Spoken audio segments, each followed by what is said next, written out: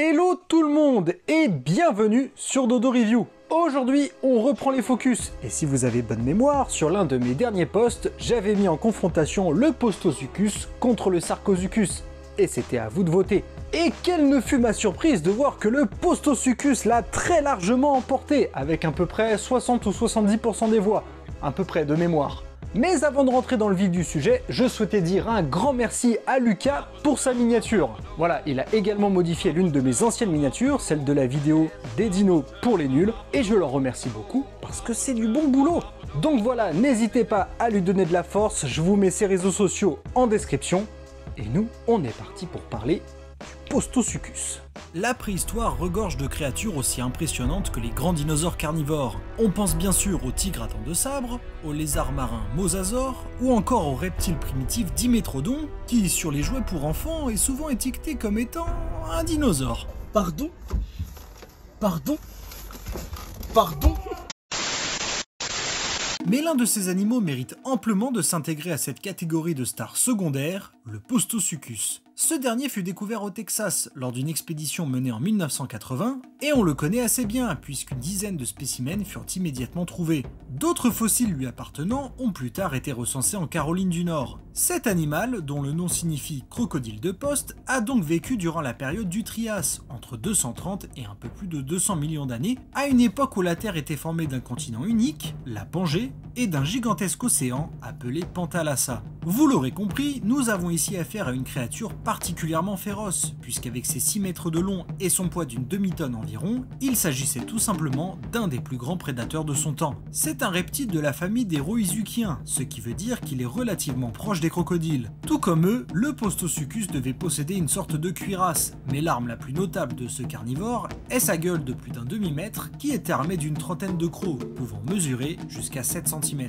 Mais l'autre atout majeur du Postosuchus était son odorat. Ses narines allongées suggèrent que son pif était particulièrement puissant, mais tout comme les serpents, on pense qu'il était doté de l'organe de Jacobson, à cause d'un creux caractéristique observé à l'intérieur de son crâne. Parfois considéré comme un sixième sens, l'organe de Jacobson permet à nos amis sans pattes de détecter des phéromones présents dans l'air. Une fois qu'ils sont analysés, le cerveau de l'animal dicte son comportement, en fonction de si ces composés organiques dans l'air correspondent à ceux d'une proie, d'un autre prédateur ou d'un membre du sexe opposé. Sachez d'ailleurs que certains mammifères possèdent également cet organe actif, comme le chat.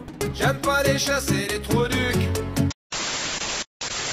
Pour en revenir au Postosuchus, il pouvait s'attaquer à pratiquement n'importe quoi, que ce soit de gros reptiles herbivores, comme le Placerias et le Desmatosuchus, ou à de plus petits animaux, comme les premiers dinosaures. On pense d'ailleurs qu'il pouvait peut-être les poursuivre sur de courtes distances, ce qui en faisait principalement un prédateur chassant à l'affût. Mais il ne devait pas se déplacer uniquement à 4 pattes, car ses membres antérieurs étaient relativement courts, ce qui suggère qu'il pouvait se redresser et adopter la locomotion de son choix selon la situation. Un peu comme le feront les hadrosaures, ou dinosaures à bec de canard, plus tard. Mais même s'il n'est pas si connu que ça de la part du grand public, il a tout de même droit à quelques apparitions, dont une assez notable.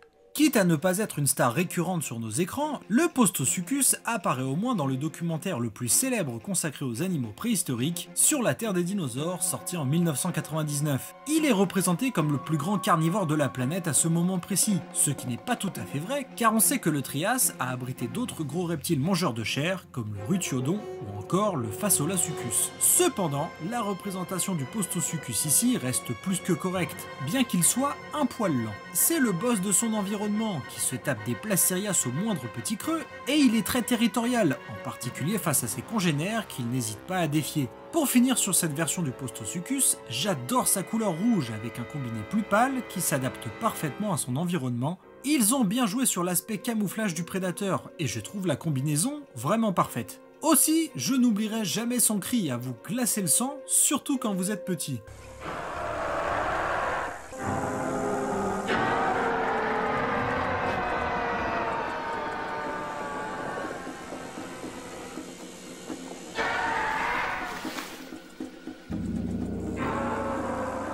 Ces apparitions seront ensuite plus mineures, On le verra quelques secondes dans le documentaire Dinosaur Alive de 2007 où il subit une fin pas très glorieuse. Le Postosuchus apparaît ensuite dans Préhistorique. Ouais, alors on peut voir qu'ils se sont donné vraiment du mal pour le nom de cette série. Ce documentaire explore la faune qui a vécu dans les principales villes américaines actuelles. Et notre reptile est l'une des stars de Préhistorique New York, sorti en 2009, où il mène la vie dure aux dinosaures. Enfin, dans les jeux vidéo, c'est également très éparse. Mais le Postosuchus apparaît dans Jurassic World Alive sur mobile. Et une fois monté en grade, son design part vite en cacahuète. Aussi puissant soit-il, le Postosuchus a pourtant disparu.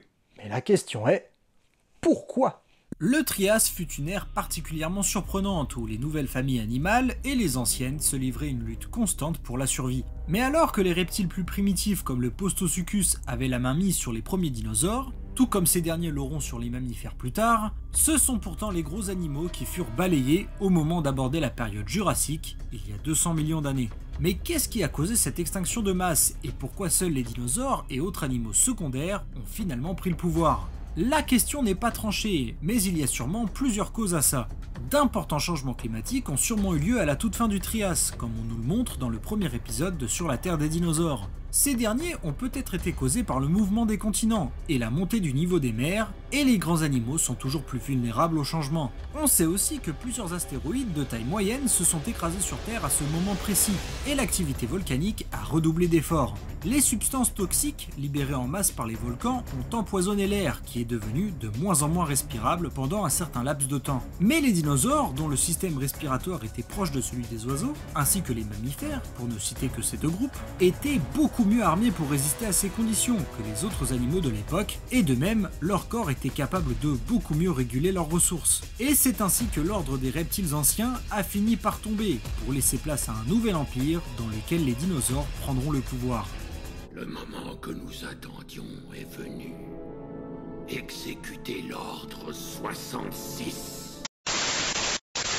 Mais avant cela, ils étaient bel et bien sous la domination de redoutables carnivores, et le Postosuchus n'avait pas grand chose à envier aux futurs dinosaures prédateurs qui allaient désormais prendre sa place. Et voilà, c'est tout ce que j'avais à dire sur ce gros fils de reptile. Rendez-vous dans les posts pour voter pour le prochain duel. Et je vous l'annonce tout de suite, il s'agira de deux cousins du Tyrannosaurus Rex, j'ai nommé le Daspletosaure face à l'Albertosaurus.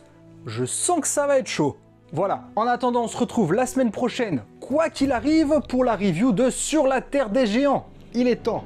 Voilà, il est vraiment temps de passer à autre chose parce que des reviews, on en a encore des dizaines à faire. En tout cas, comme d'habitude, je vous dis à très bientôt, prenez soin de vous et au revoir.